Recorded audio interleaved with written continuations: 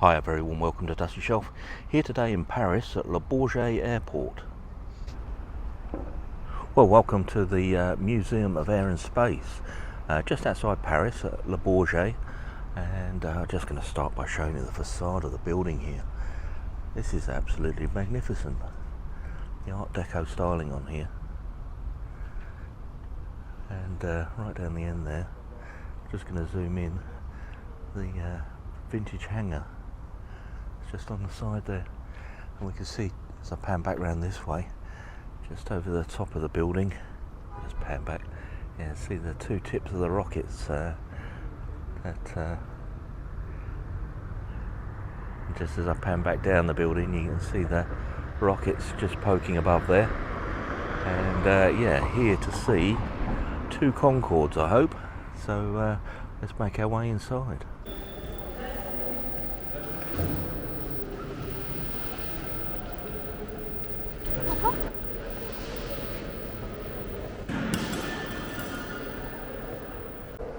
Well, it's an absolute super looking museum. Let me head down this way.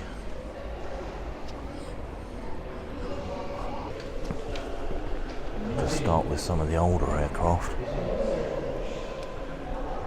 You'll have to forgive my pronunciation, trying to pronounce the French names here, but this is a Moraine Saulnier G-type aeroplane from 1912.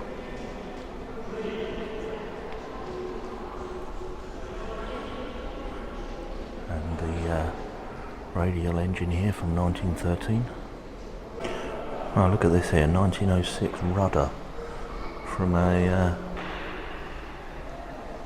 airship at the top there, and the engine around this side. A 6-cylinder engine. Some more over here.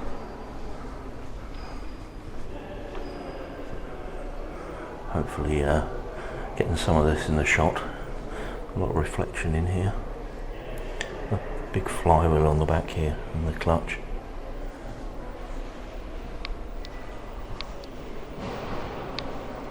There's all these early models of the balloons here.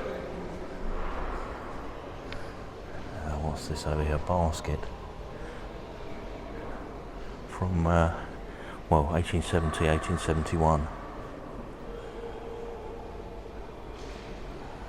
That's absolutely fascinating.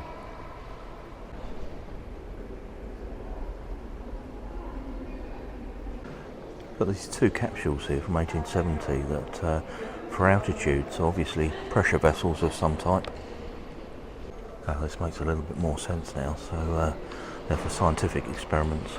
So obviously for high altitude on a balloon, you'd go inside there. Yeah, there's a little diagram here, and there's a diagram there, and it does say up here Jean-Baptiste brought back the first air samples taken at an altitude of 7,000 metres. So down the bottom here there's a picture of La France, the airship, dating from 1884. And at the top here, the basket frame. You see the propeller on the back here. Difficult to get all of this in the shot, so I'll do it from this angle. You see running along above the cabinet there, the airframe.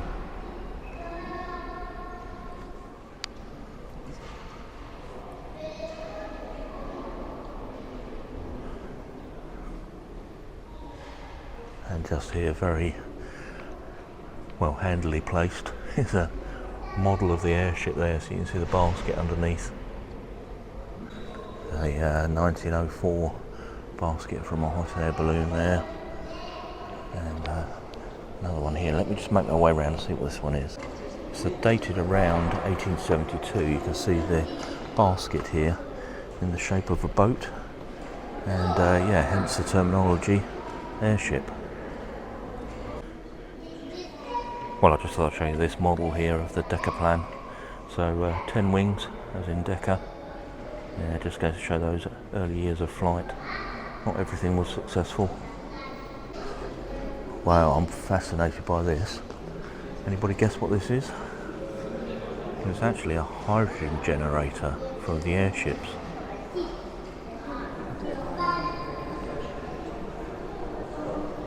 So yeah, evaporation of water to split the hydrogen and the oxygen, and this would obviously lift the airships.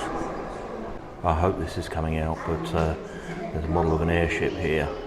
You see the 4 wings, rotary wings in the corner. So obviously a precursor of the helicopter, or maybe even the precursor of a drone.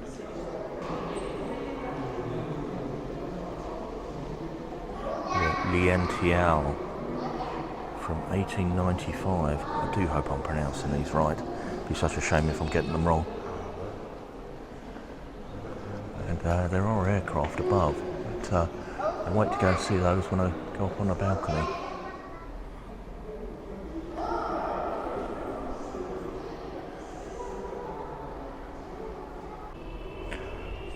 Look at the little automata here, dating from 1910, the Blériot aeroplanes. This aeroplane is quite interesting. Constructor is Depaducin, 1914 dating from. It says a monocoque. Oh, it's on. Just trying to keep out of the way of somebody else's photo. What a fascinating aircraft.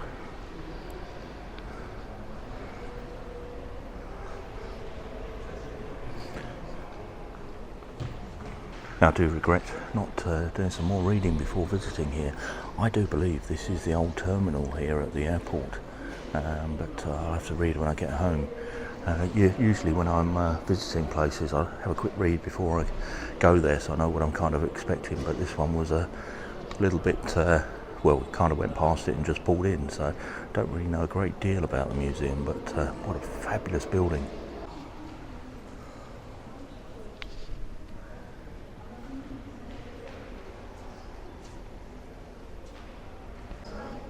Fantastic to get this vantage point of the aircraft at the top here. This is dating from 1912, a Farman. You can see the pilot right up the front here, the propeller at the back, and 1914 Blériot. You see the, I'm just going to zoom in, my camera doesn't zoom very slowly, but you see the B on the cowl there.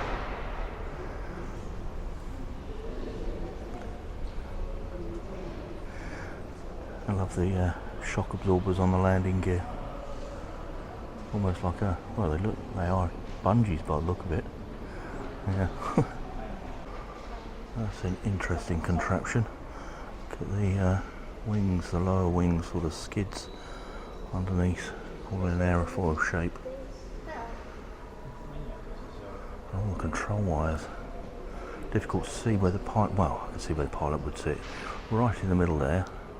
There's a seat and a couple of pedals, which are obviously controlling the, controlling the surfaces. There's a big propeller at the back there.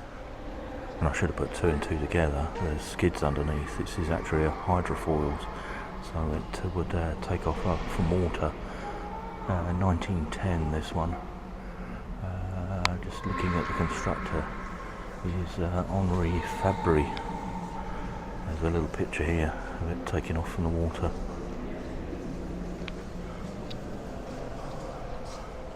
Again, right along the back wall there, you can see the basket from underneath the airship. Absolutely huge. So this one here dating from 1910, it's the Aeroplane Rep Type D.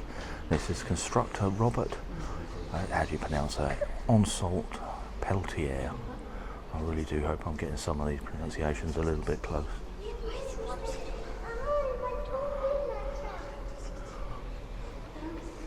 Fascinating to see the construction of the wings.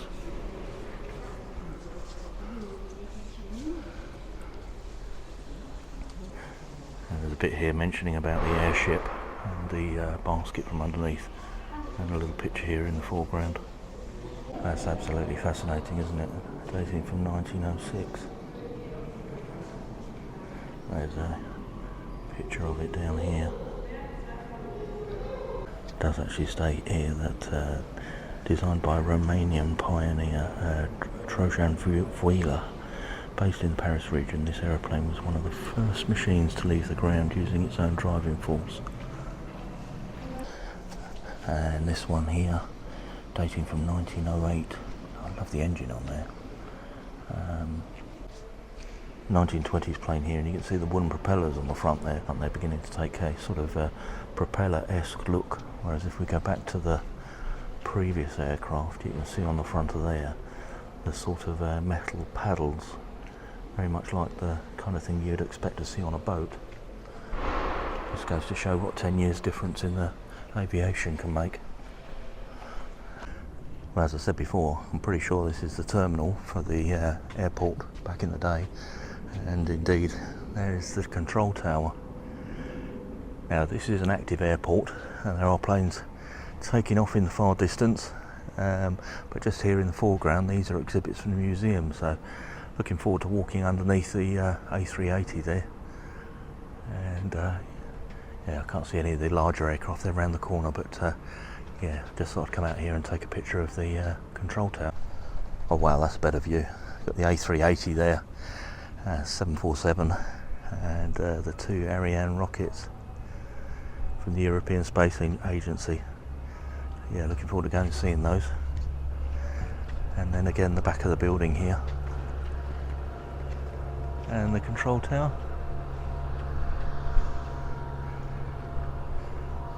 And just walking back through the control tower, there's lots of exhibits here on the control equipment.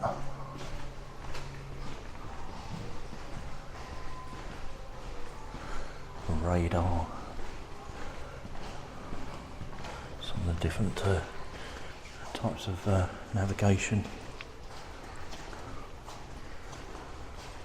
Look at this, the directional receiver. Right, slightly more modern aircraft here, 1913, Type K. Yeah, I'm not overly familiar with a lot of the planes here, but it's still fascinating to see. Look at this one with all the wicker frame on it. Another Farman, this one 1913. There's a picture there of it in flight. God, can you imagine going up on that? Absolutely terrifying.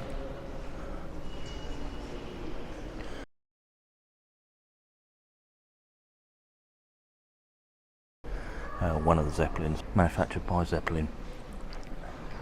And look at the guns on the side of it. We'll go down and have a look at that in a moment. This one's got a devil on the side of it. Manufactured by Cauldron, 1915, and yeah, canvas covered. It's got 4 fins on the rear of it. Hopefully the camera's catching that against the light. You see the machine gun on the front here, and the 2 propellers on there.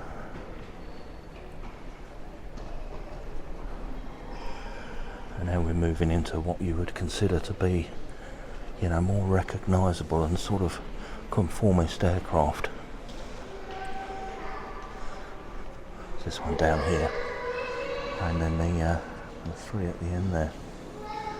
Let's go down and take a closer look. You can see here the pilot and co-pilot there with the rear guns on the back of the aircraft.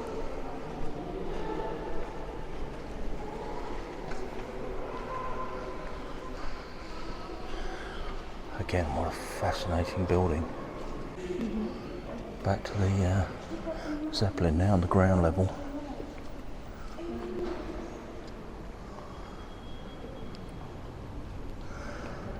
That's quite something to see.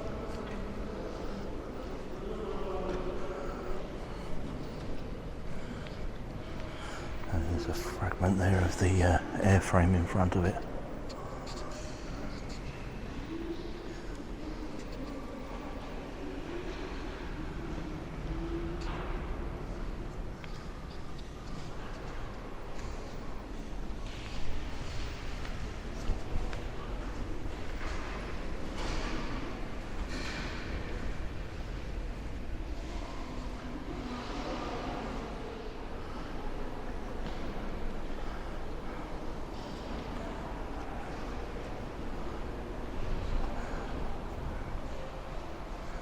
It's a very aesthetic aircraft, isn't it? Apart from the big machine gun on the top of it, the rose on the side. Another balloon basket here, 1917 to 18. A tail fin here of a 1918 Fokker, what's that, 567, Fokker version 7.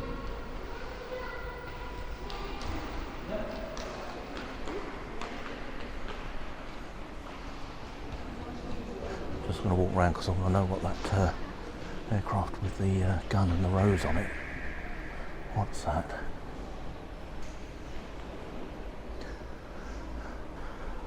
Made by Newport in 1915.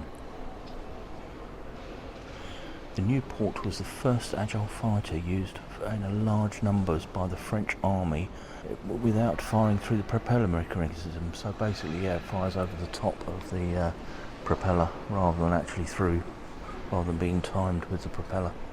At the top there, there's another Fokker there. And the Junkers Aviation J9.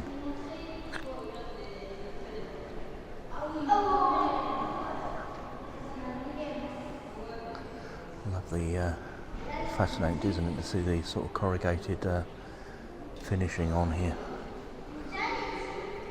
Must have made it immensely stiff. A very light airframe underneath, I guess. It says here, at the end of the armistice of First World War, it was estimated that there were still around 12,000 available French military aeroplanes. Got over here a 1917 gondola, so this would actually fit under the wings of this aircraft down here. Let me just pan in. Fitted with a 37mm gun, but look at the size of the engine on there. Absolutely huge.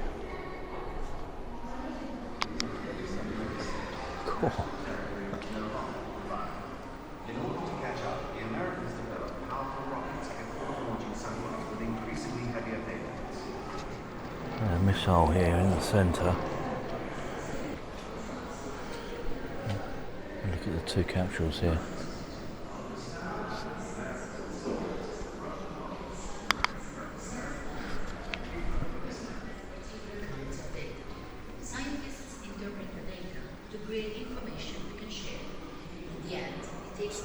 A little bit dark to film in here. The mock-up here of the Cosmos satellite, Meteosat, which is this one. I don't know how much of this is coming out.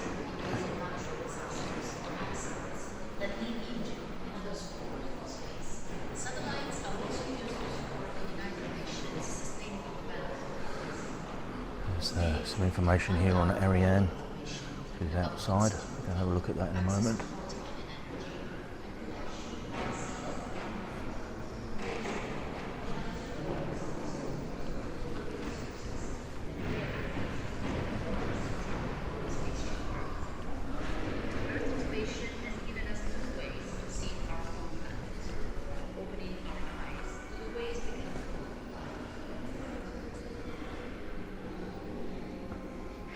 This is the fuselage of the Diamat A, first stage engine of a Diamat rocket.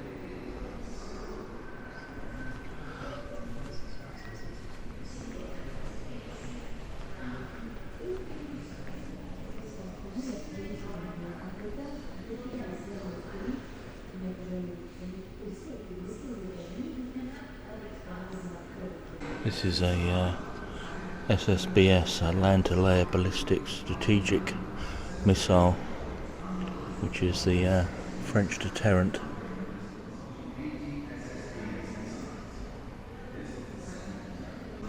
Well, I said this was a capsule, but it's actually a balloon capsule.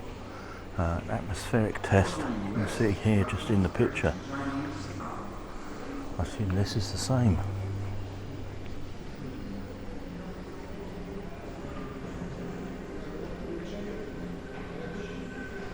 Went up to 14,000 metres. H1 rocket engine. far cry from the ones they're fitting on Starship now, if you're following the SpaceX program. And even that previous engine is quite a step up from this. The original motor from the V2 rocket. The V2 rocket being used during the Second World War. And the engineer technology developed by von Braun, who went on to work with the Americans on their spaceflight missions.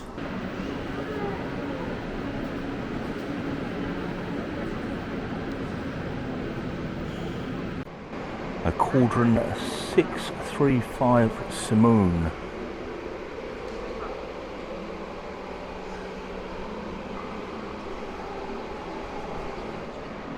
This is the plane that attempted to cross the Atlantic on the 8th of May 1927, several days before Charles Lindbergh, and it took off and unfortunately had a crash landing, and it's only the landing gear that survives.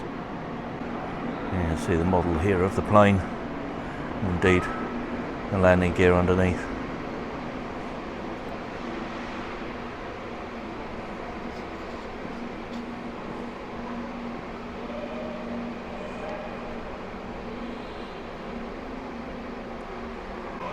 There's a very sleek aircraft here. This is a Cauldron Renault, which is a C714R.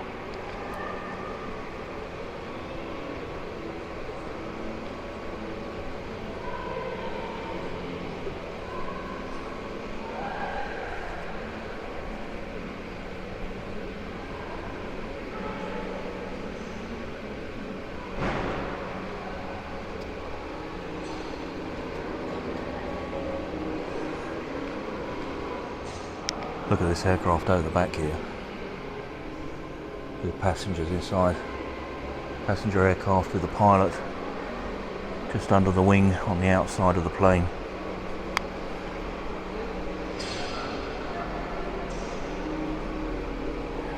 The Farman F-60 Goliath.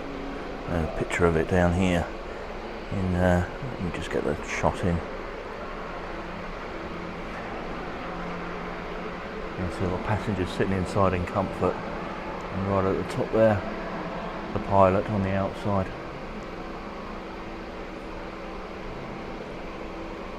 Another Junkers aircraft, an F-13, slightly larger than the previous Junkers that we saw, but again still with the sort of corrugated outside of the aircraft. Looking at the crush cans on the undercarriage. Wonder if they're there for to collapse under a poor landing.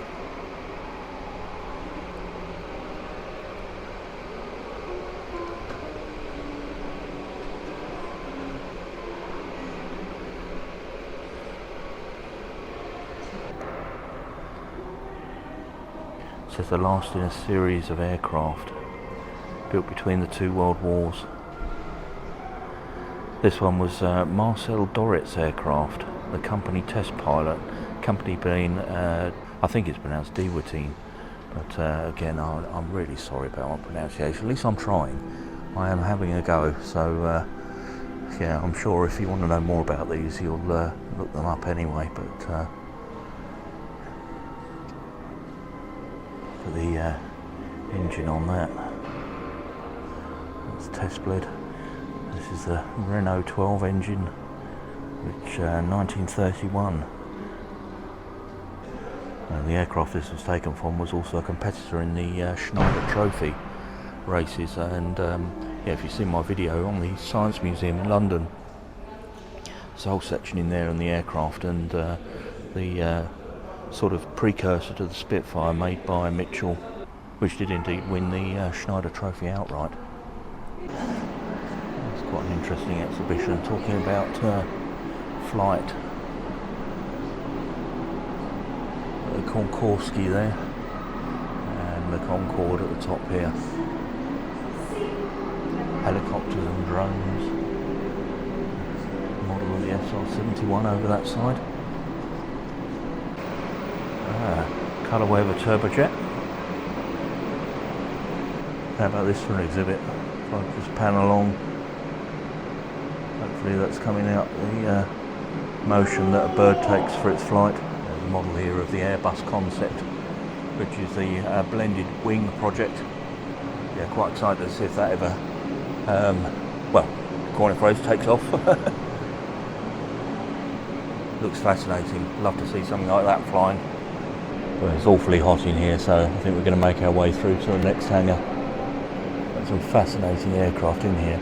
Love this red one in the middle here.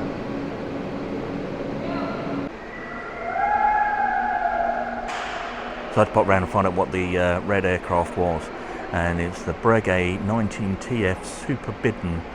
So basically it is, let me just read it again, sorry, it was basically a long endurance flight and has a range of about 9,000 kilometres. What's fascinating, coming back round to this angle, you see the radiator hanging down underneath. Yeah, again, superb planes in here, but rather warm. Got a hangar here of helicopters. You see this rescue helicopter here.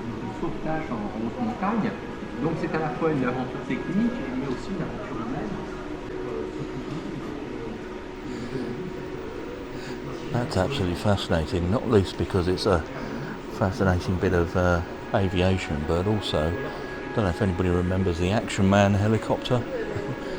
Could have almost been modelled from that.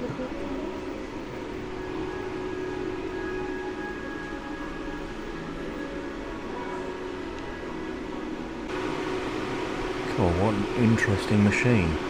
This Pescara from 1925. Got posing rotors with sort of conventional wings on the tips of them. That's fascinating.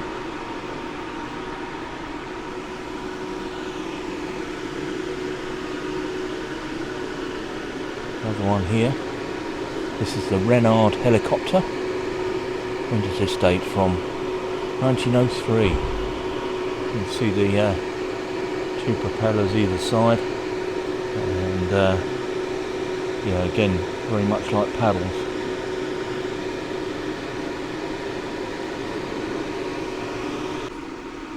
Well, look at this machine up here. I can't think of the word I want, but I'm going to say neutral lift. So you've got the balloon above, which is obviously filled with a gas, I guess helium, something like that, which would then sort of carry the weight of the aircraft and the passenger underneath. And then on the sides, you've got the four propellers, which would then move the whole thing in a vertical direction, either up or down. And I'm guessing by changing the speed at which they all rotate, you can traverse it forward and back. I'm guessing that's how it works. Didn't say anything about it, or at least I haven't seen anything.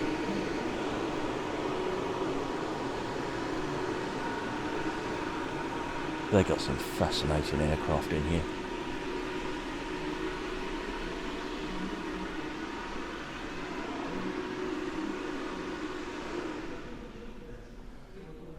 A little electric experimental helicopter here in the foreground.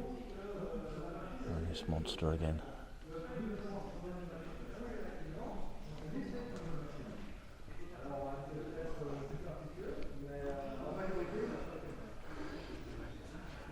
Yeah, I paused before saying what it was. It is a Sikorsky, an H-34. A couple more rescue helicopters just to the side here. Right at the top there, got some gyrocopters. There's that one for, got skids underneath for landing on the sea. There's another gyrocopter down at the far end.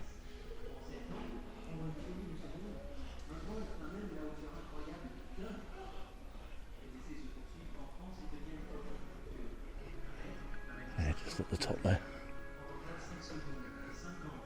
With two gyrocopters. Look at the Mirage here, with the clear body on it. You can see the inside. Qui constitue l'armement fixe de bord. Seul le canon gauche est en place sur la maquette. À l'arrière, l'ensemble branché sur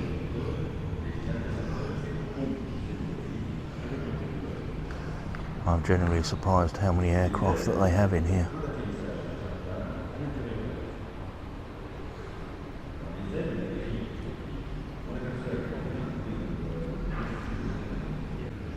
Dassault and a Sabre. The Super Sabre here. Another Dassault here. This one's a Dassault, sorry I can't read it from here, MD 450. I'm not overly familiar with the aircraft, I'm afraid.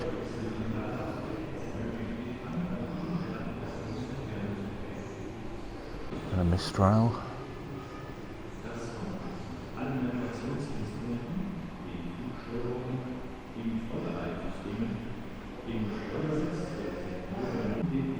And this one here is the Republic F-84F Thunderstreak.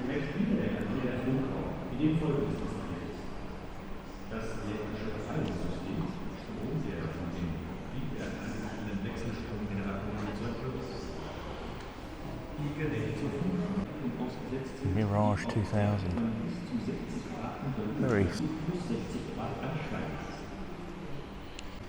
displayed really uniquely in here. Look at this. Around this room. Let's go into the middle and do a pan shot around the whole room.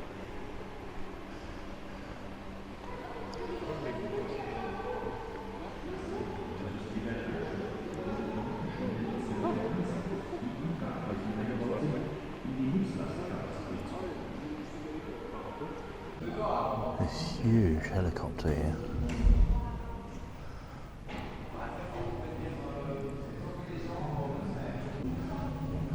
Looks like a wind tunnel model there.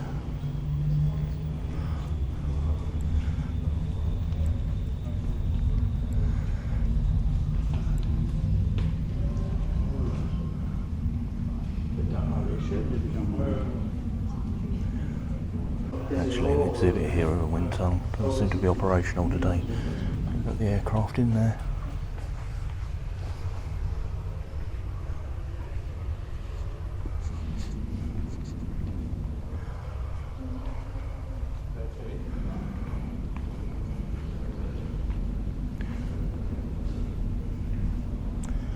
The Dassault Mystery.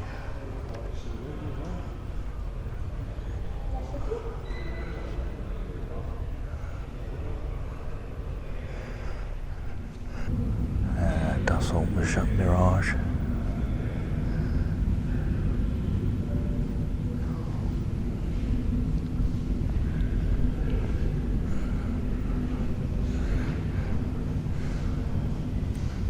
Vertical lift here. You see the seat there and the two jet thrusters either side. And not sure what this was used for, but obviously got some sort of thrust down. Oh, and there's actually a pilot's seat right on the top of this. Wow, that looks absolutely terrifying. And it reached an altitude of 950 meters. That does look terrifying.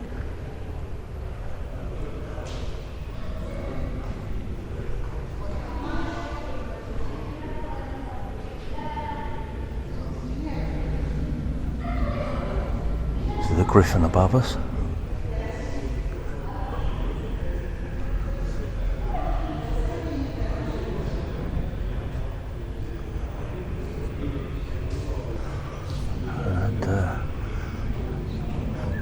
Mirage Mach 3.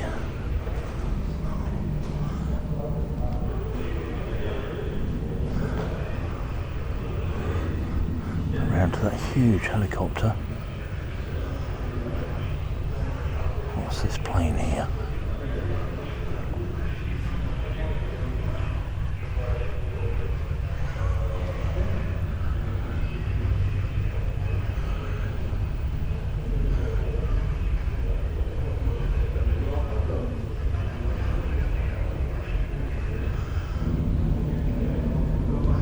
Smart looking aircraft. Well, this is fascinating. I don't really understand it. Fully experimental from 1946, but you see the frame attached to the this piece underneath, but obviously leaves the frame behind. The top part of the aircraft would take off. I have to do a bit of reading on that one. Wife was just reading that something to do with the stratosphere, so I'm guessing very high altitude aircraft. Look at this little thing, Delta experimental plane, so it's a Delta wing. Katie is dated from 1953.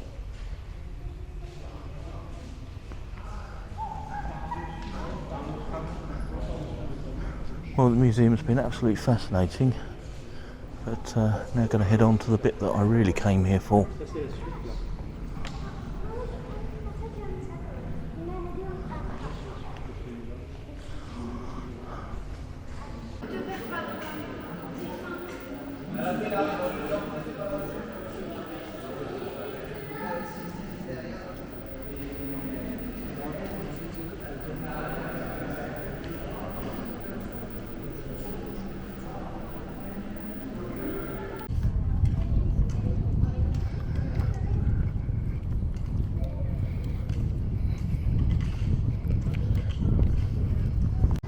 Those that watch the channel regularly will know that it's my aim to try and see all the remaining Concordes that are in existence. So this museum has not just one Concorde, but two.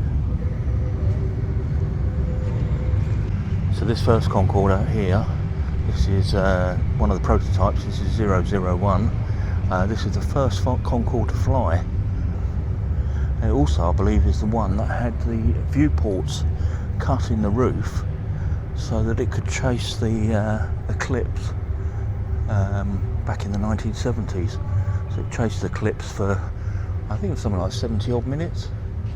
But yeah, this is very similar to the one that they have in Duxford, but this is one of the prototypes.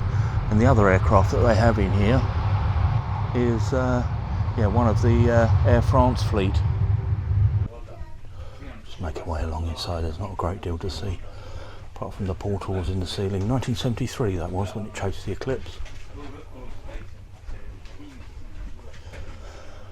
Some of the equipment still in here, the test equipment.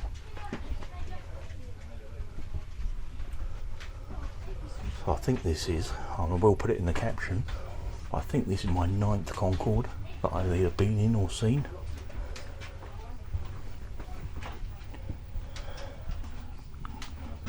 Canisters, I guess oxygen canisters maybe. And the instrument panel still in here.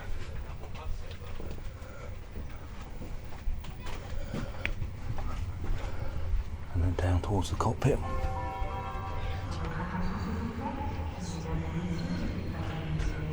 And then where on earth can you do this? Walk from one Concorde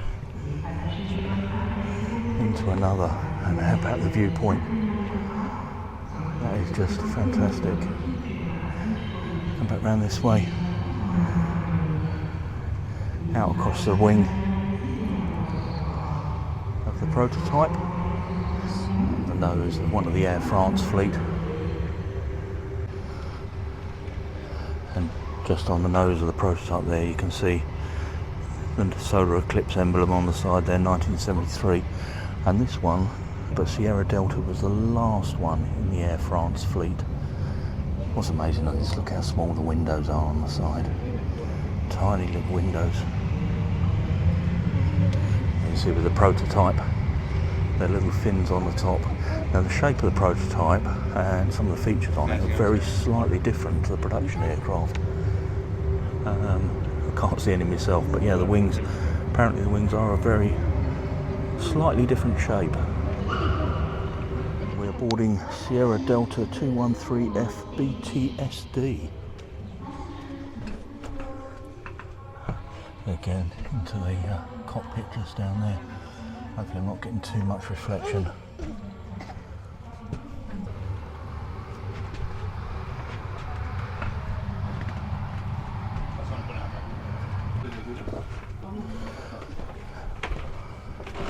Yeah, unfortunately the lights are going slightly in and out of phase, but you can see the seating still in here, and at this end here the Mac indicator just on the front of the wall there, front of the compartment.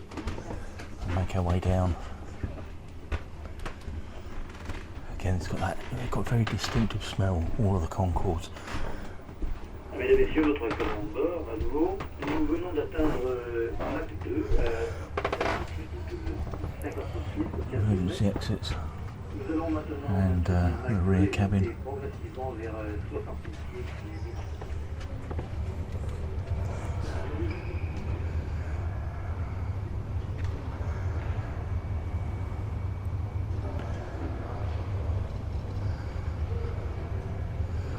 What an amazing viewpoint. Back across the wing of the Air France aircraft. Look at the size of this engine here. The Trent 900 engine.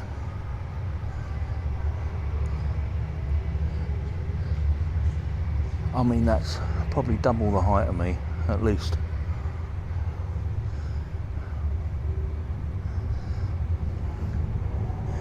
And I'm just going to pan around to the back of the Concorde here. This is so different from the Bristol one. There's nobody in here. Bristol Concorde, it was very busy. There's queues to get on board. The only thing I would say, we've picked a very hot day for this. As we went up the steps into the Concorde, yeah, it was unbelievably warm. A Jaguar A91.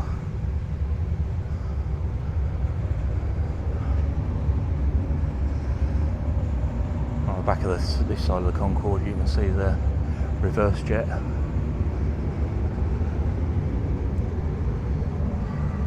Let's walk underneath.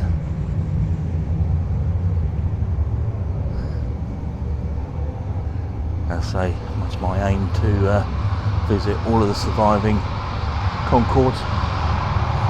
Bit of a soundtrack under here.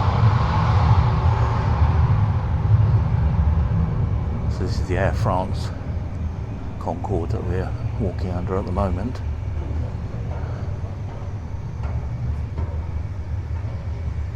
And this one here is the prototype. And there are subtle differences when you do look at them. You can see on the tips of the wings there's very slight differences, and yeah, as I say, this was the prototype, so you know, there's a lot of learning to be made from this, but in all intents and purposes exactly the same. Only 20 odd aircraft were made of the Concordes. I think it was something like 14 of the British fleet, 13 of the French fleet. And of those, one has been scrapped, and unfortunately one did crash. The rest are now museum pieces. But to see two of them together, yeah, another one of those humbling moments. Fantastic. I'm so pleased I came in here.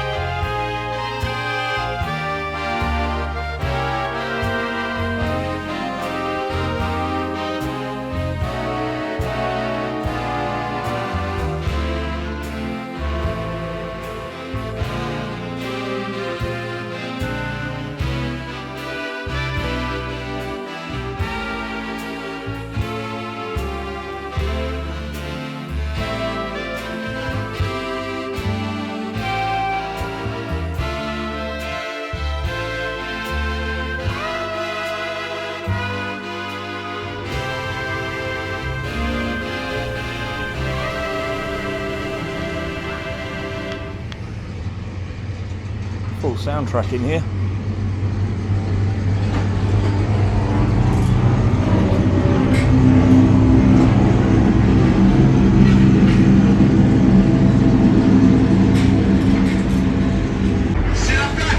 L'artillerie anti-aérienne ennemie.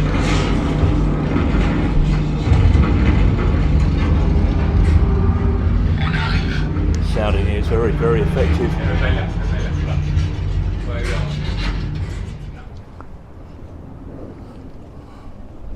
Well, out onto the tarmac. Beautiful, beautiful day here in Paris. It's the A380 just over there. And the rockets here with the 747 behind. Just going to have a quick look at the aircraft that are under cover at the back here.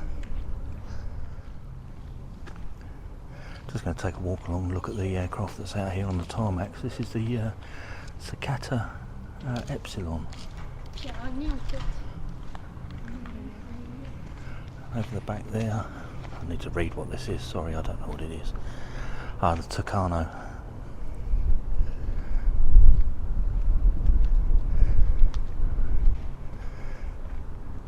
Just here the Mirage. I know they're all different versions of Mirage, but I'm not that familiar with them, but sure if you're interested in aircraft you'll know exactly what they are. The Jaguar.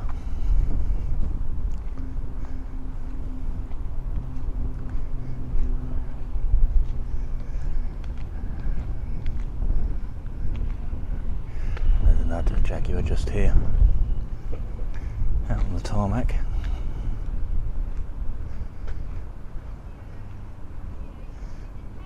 Makes you wonder how many of these are operational with it being on an airfield. And then just panning back towards the museum. Look at the rockets there. I'm still not getting them all in shot. There we go. The 747. These huge giant rockets.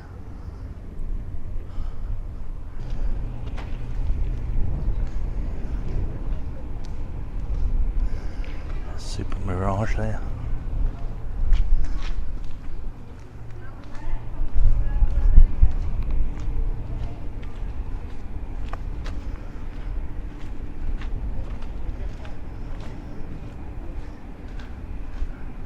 And a Dassault Raphael A. They suddenly just look very purposeful sitting there. It's nice to see they're undercover. But in these sort of open hangars. And then this monster. It's the first time I've been this close to an A380. I've seen them fly into Heathrow. I've been in the car park, I've seen them land. Never been seen one this close though. That is huge. How on earth does it fly?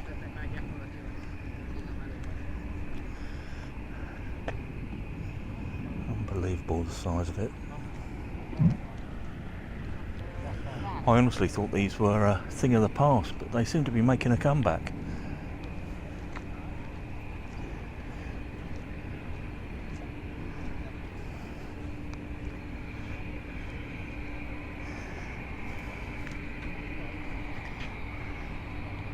So 250 of these were made between 2007 and 2020.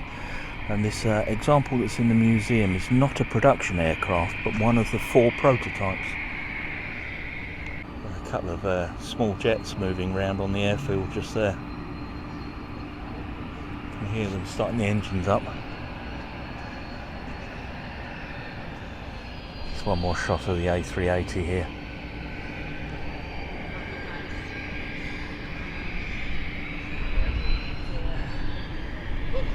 And I make my way over to walk through the Boeing 747. Been a few years since I've been on a 747. I flew back from New York once on one. Probably one of the smoothest flights I've ever had. And yeah, very, very fond of the aircraft. Actually, before I do that, I'm going to go and have a close-up look at the 2 rockets. Well, we've got the 2 rockets here, both Ariane, but this one obviously being the heavy lifter, the Ariane 5.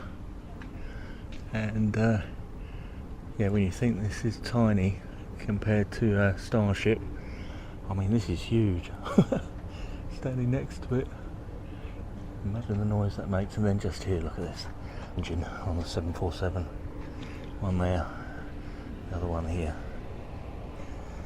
And that iconic front of the aircraft. Now, back in the day I was a big fan of Iron Maiden, the rock band, and they had one of these aircraft that they flew on one of their tours that they did.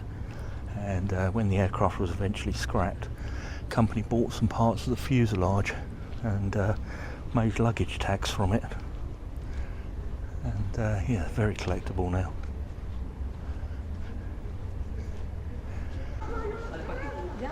Well, if you are interested in visiting the museum, it cost me €17 to get in with the upgrade. So included in that was the upgrade to go on the aircraft. That's €6 extra to go on the aircraft. And you just show your ticket and make your way in. So let's go and have a look inside the 747.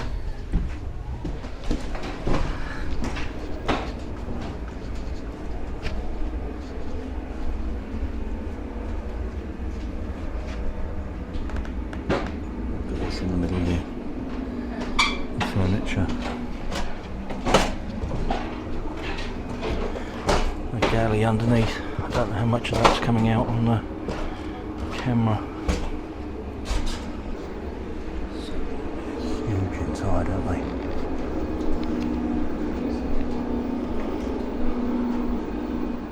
Here's something new. I've never been upstairs in a 747.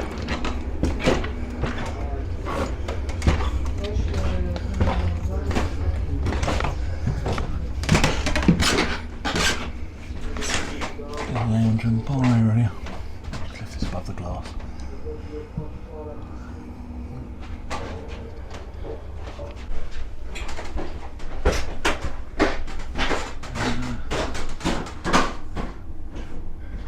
And a view here inside the cockpit. Windows have been blacked out, trying to reduce the heat, I guess. Very, very warm in here. Interesting to see the emergency exits up at the top of the aircraft here. And the spiroglass staircase back down.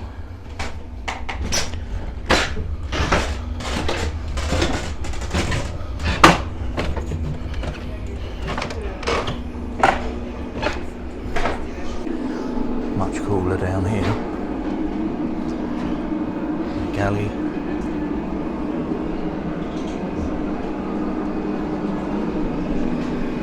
Some of the seats still in here. And the floor open so we can see some of the frame of the aircraft. It's amazing when you see it like that, how deep that is. Just wait for the tannoy announcement to finish there.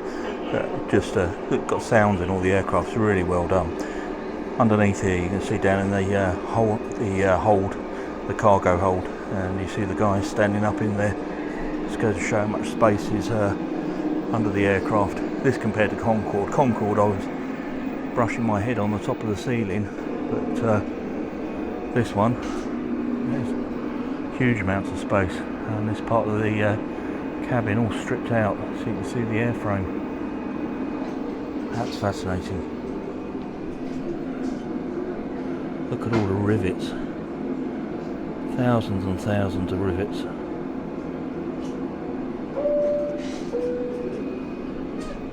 The oxygen mask systems over the far side there. And yeah, the seat frame. Not a lot to those, is there? I think they're a little bit more advanced these days. You can actually go down into the cargo hold. I'll just head down the stairs here.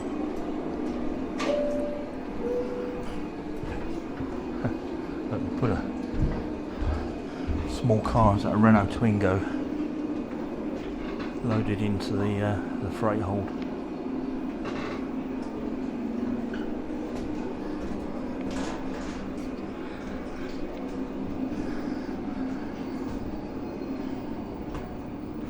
amazing, isn't it? I mean, millions and millions of people have just climbed on this aeroplane as if it's an everyday event, and now with it in the museum I find it fascinating. Yeah, sadly the 747 is becoming a thing of the past very rapidly. Great to see inside. Right, I'm making my way back down the steps and start thinking about wrapping up the video. Well, we've had a wonderful day here at the Bourget at the Aerospace Museum in Paris. Fantastic museum. If you get a chance to visit, please do so. Seeing the two Concordes together was absolutely fantastic, and yeah, so correctly make my way around trying to find all the Concordes I can. There is actually another two here in Paris, so hopefully on our trip this summer might get a chance if I get a couple of minutes, but those ones aren't in a museum, you can't go inside them, they're just parked on the side of an airfield. But yeah, had a fantastic day walking around all the aircraft here in a really fascinating museum in a very unique location. So with it being so hot, I'll wrap things up and just say the usual. If you enjoyed the video, please do give it a thumbs up, and why not check out the channel, lots on there. If you can subscribe, I'll be really grateful. And with that, we'll leave this one there. I'll just say thanks ever so much for watching, and I'll catch you on the next one.